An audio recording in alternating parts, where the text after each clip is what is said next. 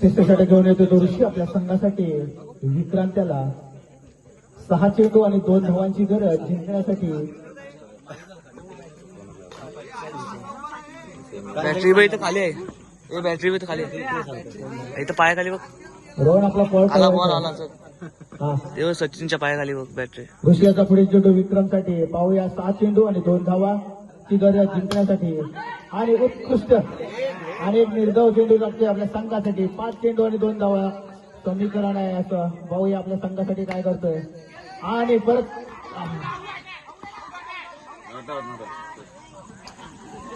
4 चेंडू आणि 1 धावाची गरज जिंकण्यासाठी उत्कृष्ट फलंदाजी करतो आपल्या संघासाठी रुपेश. ऋषी यांचा पुढील चेंडू.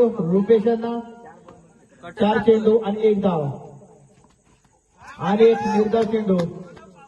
3 चेंडू 1 धाव. उत्कृष्ट गोलंदाजी करतोय ऋषी आपल्या संघासाठी.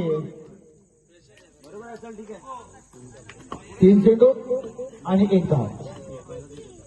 ऋषी यांचा पुढील चेंडू आणि असा एक संघ विजयी झाला.